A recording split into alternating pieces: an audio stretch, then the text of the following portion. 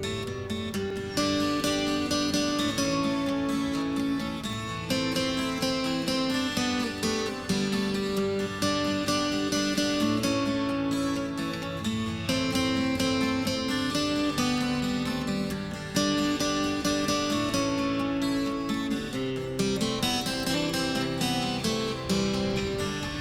show is sponsored by Lila Arboretum Society.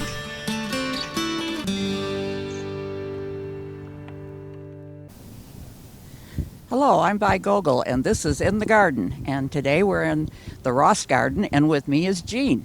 How are you today? I'm very well. How are you? All right. Got a lot of ground to cover here. This is a large lot. A large lot, yeah. We have over 2 acres of mostly lawn and a lot of mature trees. So gardens are interspersed to add some interest. Okay, over here to our left, we have a hosta bed. It looks like the deer haven't found that one yet. Not yet. I've been spraying, and knock on wood, they haven't gotten that yet. Okay, and then on the other side, let's see, we got Hostas and ferns and some ivy and some sweet woodruff. This has been a tough garden to work on because of the tree roots, and grass doesn't grow, so we've got some plantings, and they do okay. Yeah, the maple roots. The maple roots make it difficult. I have one that's at least well over 100 years old. In fact, one of the few that were there went down on top of my house. Oh boy. And I don't know, that's the second one that's gone. But it's nice to have that shade. It is nice to have the shade, yeah. That's what we love about this yard. We have a lot of shade, especially in the front yard. And it's a large front yard. You're well away from the street. Well back from the street. Yeah. The street noise, of course, there's probably not a lot of big truck traffic going by here anyway, other than the garbage people that just went by. Right. Okay, shall we walk up towards that? Yeah, I've noticed that a lot of the hydrangea are blooming low in the plantings. I see one of yours is down at the bottom. Yeah, I think it was winter kill. We had those 20 degree below 0 days. So these are ones that bloom on old wood then? No, actually they bloom on new wood, but they still suffered a lot. But they're beautiful. Yep, they're displaying their colors. Some of them have turned blue, and anyway. And then Annabelle here, I cut that back pretty severely, and just so it wouldn't flop. And the deer have eaten some, and I still do have a few blossoms. You know, it's funny because they have different tastes, I believe, because my Annabelles, no matter where I've got them in the field or the yard, they've never touched them. Oh, they touch my Annabelles, yeah. And I know they're supposed to be eating them. I mean, supposedly. Right. I shouldn't say anything because now they'll probably start eating them. Right. Is that over by the house, is that a Japanese maple? Yes, we just put that in this spring. We had a rhododendron, old rhododendron that really needed to come out. So I wanted to add some color, so we got that planted. I think it's a Crimson Queen. I think that's what they call it. It's very crimson looking. Yeah, right.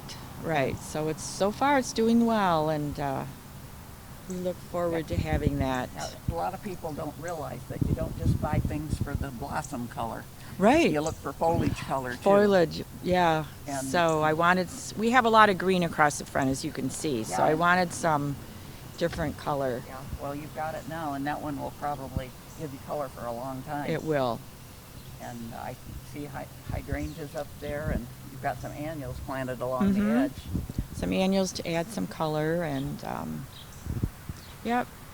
And then over on the corner where you see the sun, we took down a cedar, and I have in mind to buy 2 more upright shrubs, but we're going to wait until August when it's a little cooler to get those planted.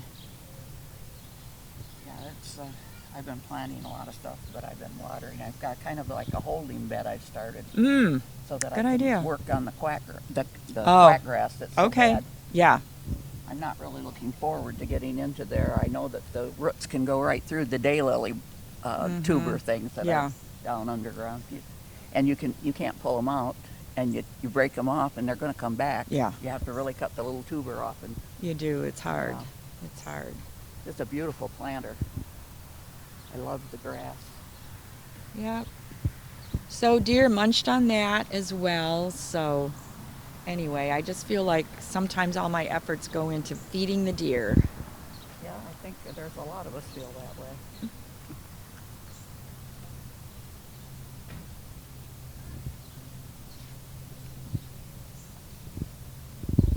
What is that? Some kind of a spiraea down there? Yeah, we have spiraea. I think it's sparkle. Oh. Spiraea. Yeah, it finished blooming. So I trimmed it back a little bit. And then on the end, I have sweet spire. So Little Henry, I think it's Little called. Henry, yeah. That will, leaves will turn color in the fall. And it hasn't bloomed yet, but anyway. Okay, and this magnolia is on the other side of it. There's a bloom coming. It's the second blooming, Yeah, second blooming.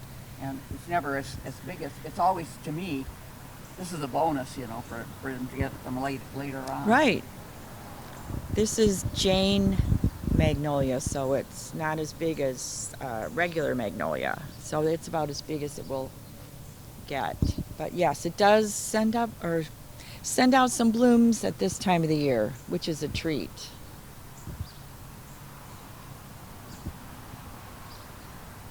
Okay, I see you've got some. Is that a form of arborvitae along between the houses here? Arborvitae, yeah, to provide privacy, and forsythia. The forsythia is old. I still like the yellow color in the spring, but the whole privacy row was forsythia, but we've taken out some of it. It's got overgrown. Okay, let's keep moving around the house here.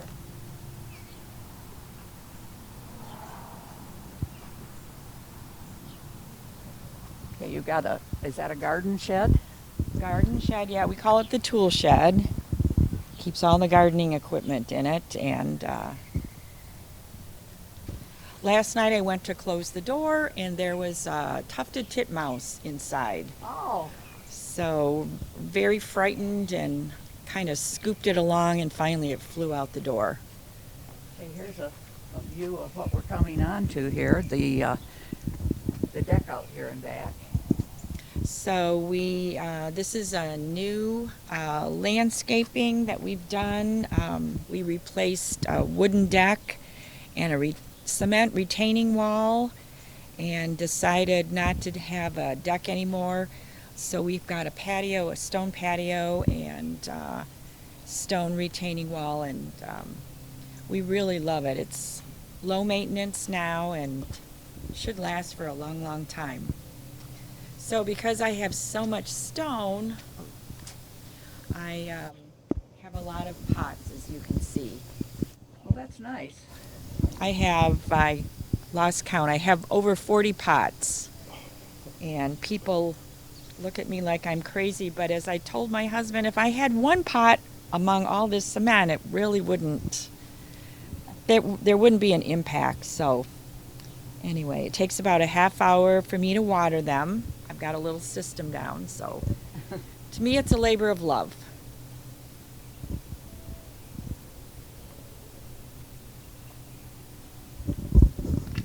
Where do you want us to go now? Rain lily. The rain lily, it's just little bulbs, and they like a lot of moisture, and they bloom at this time of the year. And at the end of the season, I take the pot inside and put it in the basement, and I don't water it.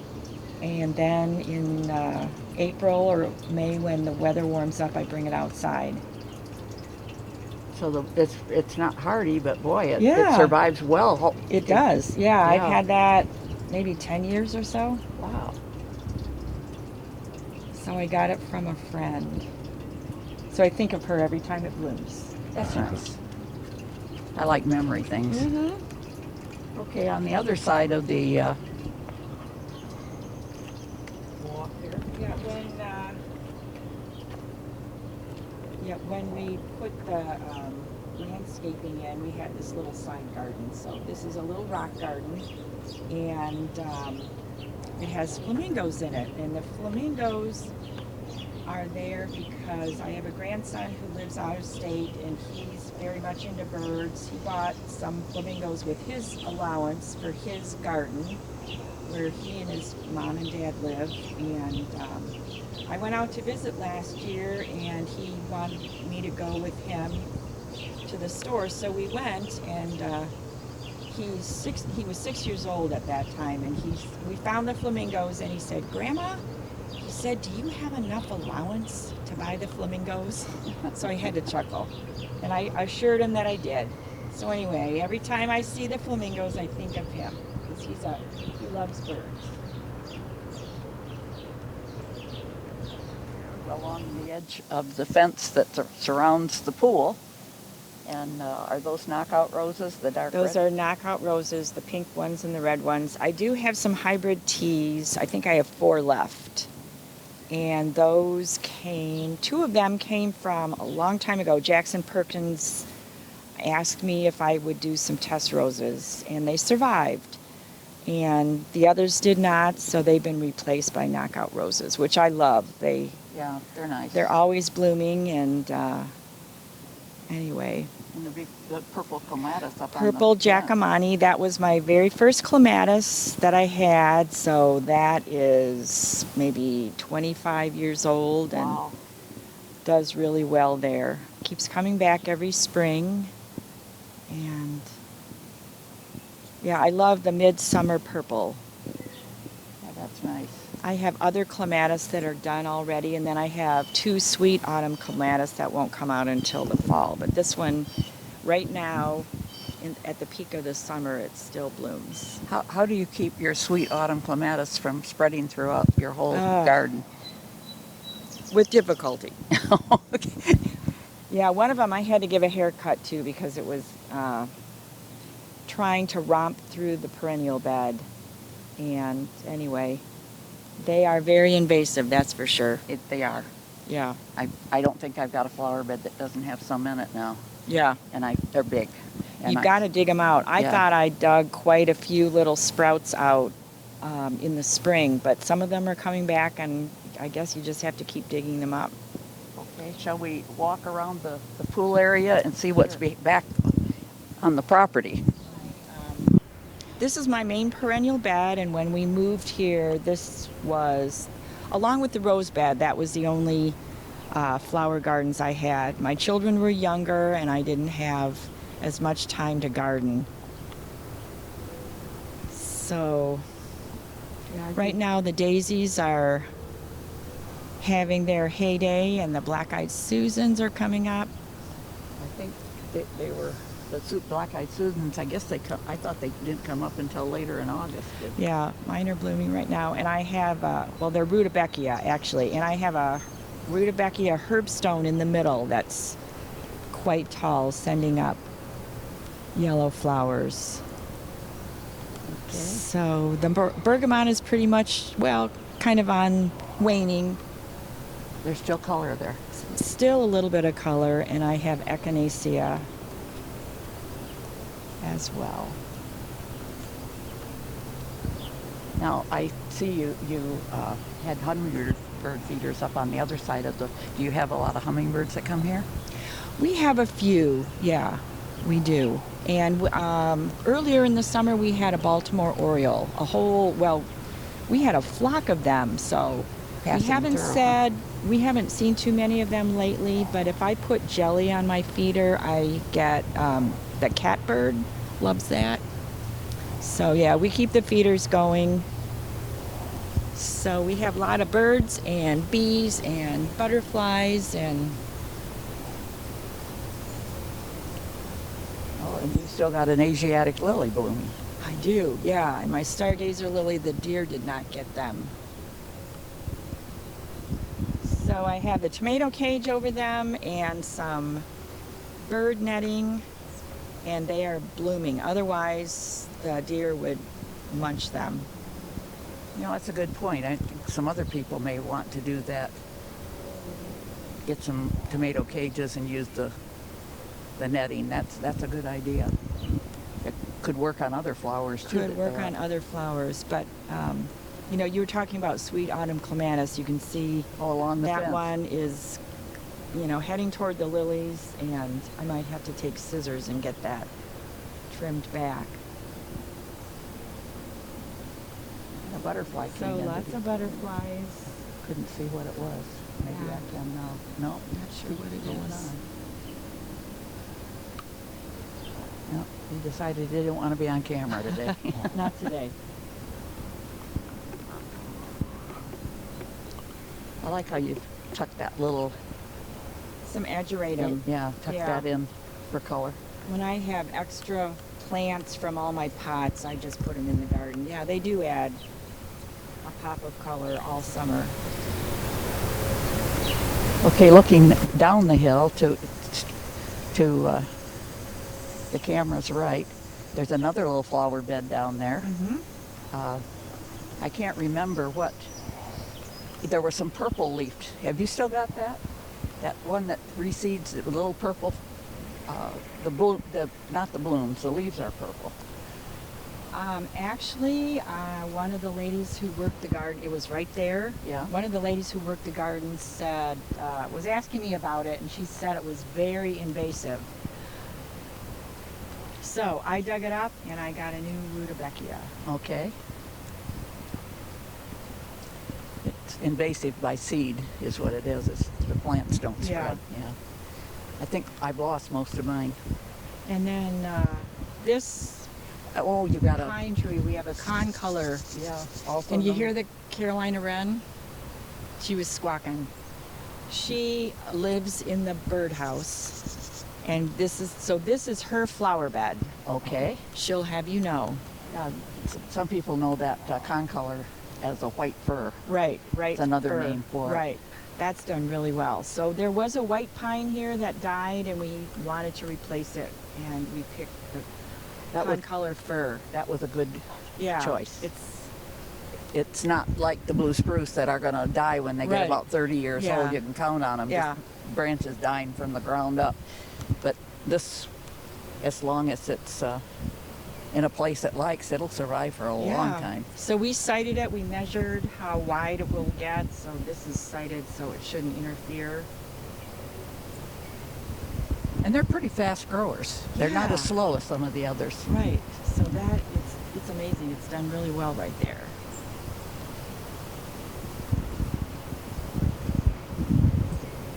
That down here with what kind of a tree is that growing in that bed? That's a bald cypress.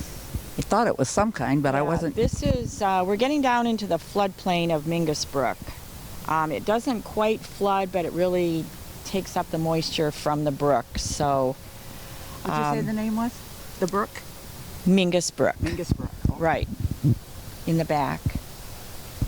So, anyway. Stilbees are putting out a lot Yeah, of the flowers. astilbes and ferns and hosta, and then some lungwort down here. So kind of a shade bed. There was another tree down here a long time ago, and it died as well. So we replaced it with the bald cypress. Maybe it didn't like wet roots.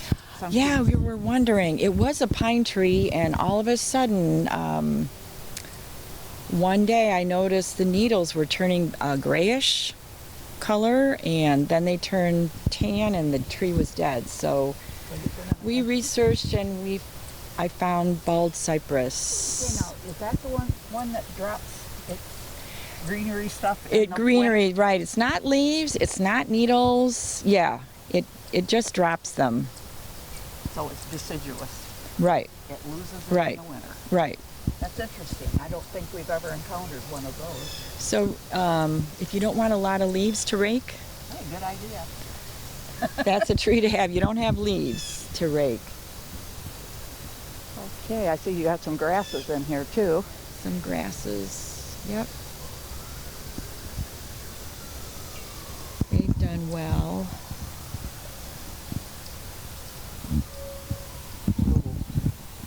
Garden ornaments are nice. Yeah. There are some Tradecantia that are in here, but they are on, they're waning. And I've got 2 red hibiscus that are ready to bloom. Those are Red Luna.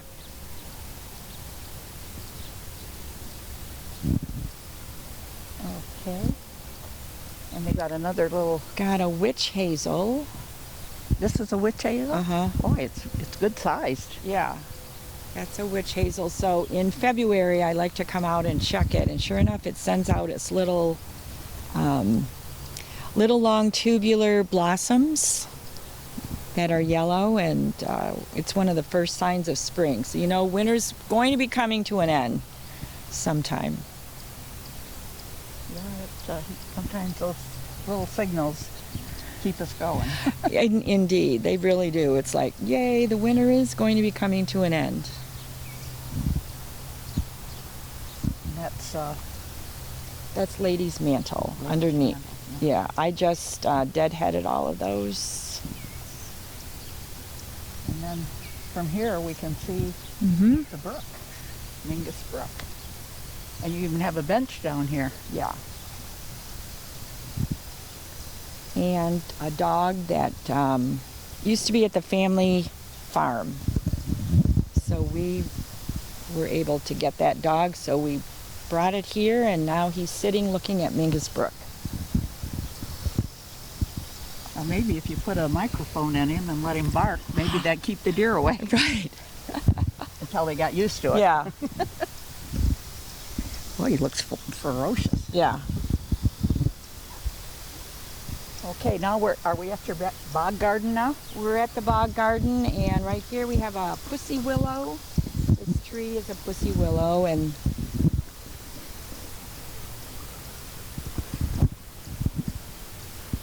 Our neighbors have provided a nice backdrop for you over there too. yeah. It's lovely, isn't it? Yes, it is. And then this, when we moved in this garden, these lilies were here, and we just left it. I have added some swamp milkweed. And lately I've seen, almost daily, I've seen monarchs on that.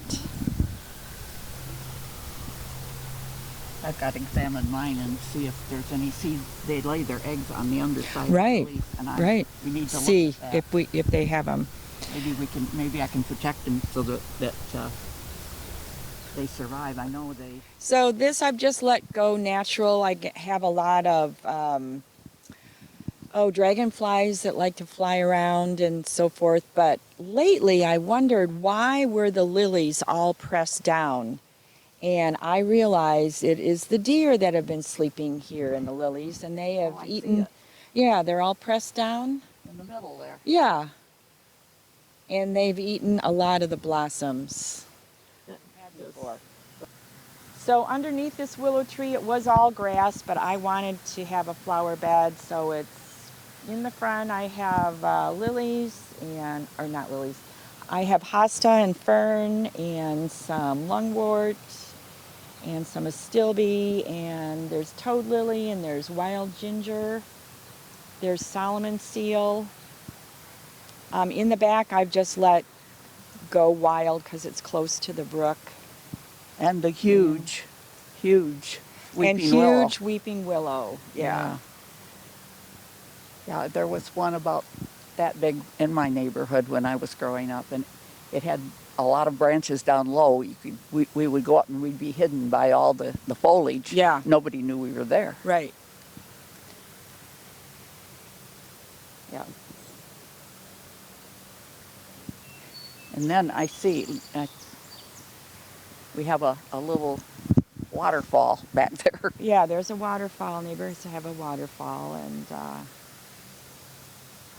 I was gardening here the other day, and I heard rustling in the ferns, and I thought it was the sprinkler system, except the sprinkler system wasn't on. It was a woodchuck. Oh. And I screamed, and he hightailed out of here. Yeah. The only way to get rid of those, I think, is to live trap them. Right, but beyond some of these ferns, there's a hole, so I'm wondering if it lives under there. Good.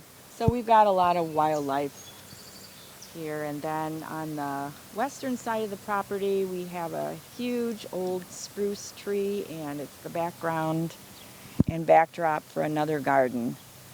Not a boggy garden like the other two gardens were, but anyway, that's Okay.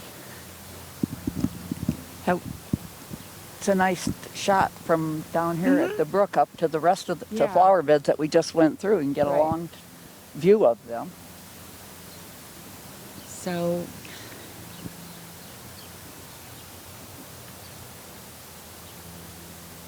Then behind our tool shed we have just a little rock garden with a climbing rose and some clematis. Is that an antique? No. Arbor? No, and I don't remember where I got it. It looks antique, doesn't it? Yes, it does. Yeah. It's beautiful. Yeah. And at And the end of the flower bed, I see We have rhubarb. rhubarb. Rhubarb came from my husband's grandma, who used to live in Iowa on a farm. So Okay, and you have a compost.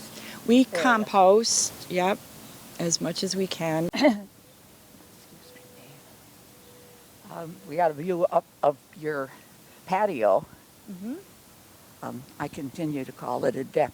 I know. Yeah, but, patio. But it's Right. a patio. And on one side we have a fence. On the opposite side we have a living fence. The city inspector said that we could have that. So that's 9 bark. Oh, I see. Way over there, yeah, 9 bark.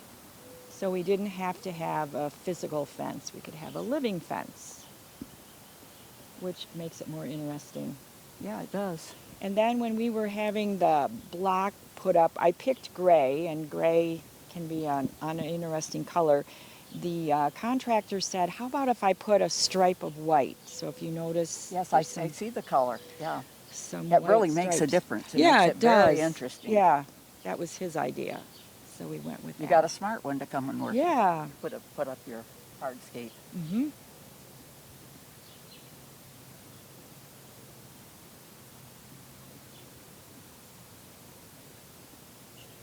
Okay, Dave's signaling me that it's time to close up. I guess we got the pool in the background of us and a few flowers at the side There we go. of your mini pots. And we really appreciate you letting us come and videotape. I know the garden tour was kind of an interruption to your vacation, and we worked around it. So our pleasure. yeah, and everybody was so pleased to be able to come here and see Good. it. Good. Well, thank you. I know we've been here before, but it's sure different now. It has to change. Gardening always has to change. Right. Well, we thank you for opening your garden to the garden tour, You're and very I know welcome. all the people appreciated that, and I guess that's all we've got to talk about today. Well, you are very welcome. My pleasure. Thank you. If you would like to become a Master Gardener, call 969-0270, extension 116. If you have questions or suggestions about this show, call 963-1448.